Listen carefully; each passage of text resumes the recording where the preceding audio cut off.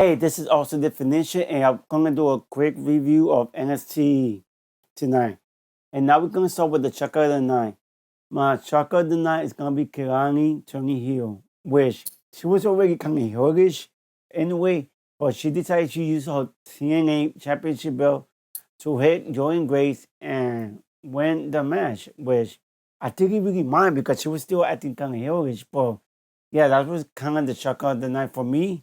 I was listening to the commentator that was saying that the shocker was maybe Kendal Grey beating Lash Legend, but Kendal Grey is the WWE involved champion, so I don't think she should be losing. But to be honest, I'm not really that familiar with involved, but let's see what it is.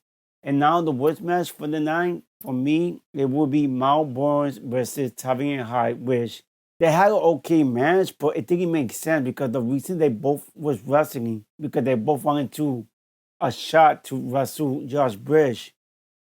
Myles Borne won, and Tavion Heights and Josh Bridge end up fighting, which I guess that didn't even make sense. So I guess they can have a rivalry, but they was wrestling. That match just didn't make sense. That's why it's my worst match of the night. Now for the best match of the night, which the only reason I think he picked Ricky Saint and Trick Williams is because they think you have a match, but they wrestled through the whole episode at the beginning, at the middle, and at the end, which I thought was hilarious and it was great. They did great, but the best match for the night, I think it will be the Kelani Jordan versus Jordynne Grace, which it was actually a pretty good match. But there was a lot of good thing happening between, like I said, Trick Williams and Ricky Saint got in the ring to wrestle too. So they would fight everywhere, backstage, in the ring, anywhere you could think of.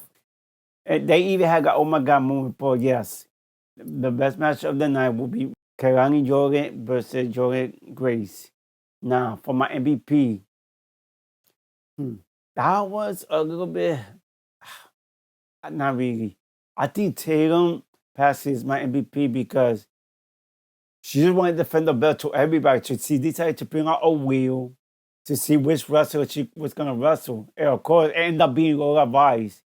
I think she really got lucky that Fego Infrared got involved and they both got disqualified. But yeah, she's my MVP of the night. She did a good promo. Not the best, but because Taylor barely talked, but she did her thing tonight.